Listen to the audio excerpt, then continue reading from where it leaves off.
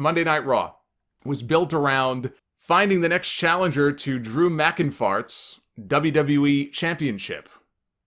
That is his name now, and you can thank Adam Pearce for that. Pearce thought that the members of Team Raw should be rewarded for their clean sweep at Survivor Series, and he gave each man a chance in the ring to state why they think they should be next in line for a shot at the title. The good news is that they kind of gave Survivor Series a little bit of meaning after the fact by doing this, which is great. The bad news is that the dialogue at the top of the show is something out of a 5th grade school play. I don't know how any new fans stumbling upon this show, if you have cable, if you have whatever you have, if you have Fubo TV and you're flipping around and you land on USA Network while Monday Night Raw is on the air and you've never watched this before, or maybe it's been 15 years since you've seen a WWE show, I don't know how any new fan stumbling upon this for the first time could possibly watch that opening segment and think there was anything cool about this show. It is the antithesis of cool. Wrestling used to be cool. It is no longer cool. And one of the biggest reasons why it is no longer cool, at least in this company, is this atrocious scripted dialogue. Dreadful. Sheamus spoke, AJ Styles spoke, Keith Lee and Matt Riddle. And when Pearce turned to Braun Strowman and he said, last but not least, Strowman took exception to this. And he grabbed Pearce and he yelled at him and then he gave him a headbutt. When we saw Pearce a little bit later on, coming out of the trainer's room, they did a makeup job on his head to show this giant bruise. Yet if you go back, Braun Strowman headbutted him in the face. He didn't headbutt him on the top of the skull. That must have been quite the headbutt to show no marks on his face, but on the top of his dome. Bobby Lashley comes over. He wants to talk to Adam Pearce. Randy Orton wants to talk to Adam Pearce because they all want a shot at the title, as if Randy Orton hasn't had enough shots. What Adam Pearce ultimately decided after conversing with all of these men is that they would have a series of matches on this show. And all 3 winners would go on to a triple threat match tomorrow night on Raw to determine a number 1 contender for the championship. But this is what he said. He goes, to determine a number 1 contender for, and I quote, Drew McInfart's WWE title. Now, he did correct himself. He did immediately correct himself. He realized the error of his ways. Unless this was some kind of... I almost feel like this had to have been some kind of inside rip. How you make that mistake, I have no idea. I've never in my life, when I've said Drew McIntyre's name, said Drew McInfart. Never. Not once. Not even close. So I have no idea how that happened, unless it was done intentionally just to fuck with him, which I don't think it was. But I almost feel like, well, I don't know, maybe it did, because I've never heard anybody make that mistake. I don't know how that happens. But that's what he called him. The damage was done. As soon as it came out of his mouth, as soon as it left his lips, the damage was done. The brain damage was done. Within minutes, Drew McInfart was trending worldwide. And believe you me, if we had fans in the buildings, you would have a sea of McInfart signs this week on TV. I guarantee you. I'd bet anything. You'd have McInfart signs. They'd have to be confiscating signs left and right. They'd have to enlist an army of volunteers just to go through the crowd and confiscate all of the McInfart signs. Braun must have hit him pretty hard. Now, one of the qualifiers, Matt Riddle. Matt Hardy. Maybe I'm the one with brain damage. Matt Riddle beat Sheamus. This was the match of the night. I will pay the biggest compliment I can pay to this show has to do with this match. This was an excellent match between 2 men who worked really well together once before.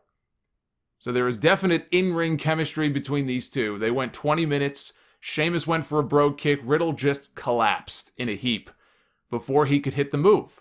Sheamus had him up in an electric chair position. Riddle rolled through. Sheamus also rolled through. Put him in a clover leaf. For whatever reason, though, he stepped back over. I mean, he had the move locked on. I don't know why he let go of it, but he stepped back over. He took a step back. And when he did, Riddle cradled him for the win. Great stuff. Even though Riddle has no chance of wrestling McIntyre at TLC, he moves on to the triple threat tomorrow night. Alexa Bliss, she was scheduled to wrestle her best friend Nikki Cross on this show, so we first, before that, had a fresh installment of the Firefly Fun House where Bray Wyatt and Alexa Bliss were interrupted by a new member of the Fun House, a new character, the Friendship Frog, who sadly did not last very long because Alexa beat him to death with some sort of hammer or blunt instrument, some blunt object of some kind. Apparently when you kill a frog, things I learned watching Monday Night Raw. When you kill a frog, when you beat a frog to death, green bile spills out of its mouth. We then had a moment of silence for the frog, set to various clips of the frog when he was a tadpole, when he graduated from college. The frog got a better tribute video than The Undertaker did at Survivor Series. But watching the Friendship Frog take a dirt nap this week, I know we see Ramblin' Rabbit get killed every few weeks. We're kind of numb to it already. But watching this, it gave me Don't Hug Me, I'm Scared vibes. And it reminds me that it's been way too long since I've watched those videos. If you ever want to watch a real mindfuck, look that up on YouTube. Don't Hug Me, I'm Scared. Keith Lee was having a big man match with Bobby Lashley. He broke Lashley's grip when he tried to put him in the hurt lock, and when Lashley jumped on his back for a sleeper hold, Lee fell backwards with all of his weight right on top of Lashley. MVP, sensing that his U.S. champion was in trouble, he ran in, started attacking Keith Lee for the DQ, which was lame. He just cost his man a shot at the WWE title. But if Lee does not win tomorrow night, and I don't think he's going to, in the triple threat, it keeps things alive. Because there was no decisive winner here. It keeps things alive for a rematch between Lee and Lashley, but this time for the United States Championship, which may have been why they did what they did. AJ Styles was the last of the three men to qualify for the triple threat tomorrow night, beating Randy Orton when The Fiend appeared, and he distracted Orton. The man was scared. He was scared of The Fiend. And Styles caught him with a phenomenal forearm for the win.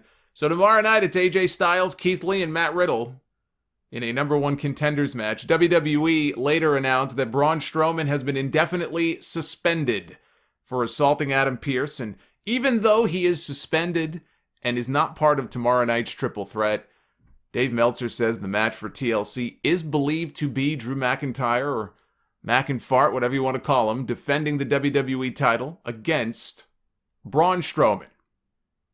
Which I hope is not true. It may not be if Strowman is hurt. He may have suffered a knee injury at the pay-per-view. That is the other report, which could explain the storyline suspension. And look, I would never cheer for somebody to be legitimately hurt. I hope he is not, and if he is, hopefully it's nothing serious. But I have no interest in Braun Strowman wrestling right now for the WWE Championship. I think he is a bore. And I have no interest in seeing that as the main event or one of the co-main events of TLC. And also, it would render tomorrow night completely meaningless unless they add him to the match at the last minute. I want it to be AJ Styles. And I think you've got AJ's big bodyguard in his corner. He's kind of his ace in the hole. And that could, they could play him into the story. And is he going to help AJ? Drew's got to have eyes in the back of his head. He's got this giant on the outside. But I think AJ and Drew could be a lot of fun.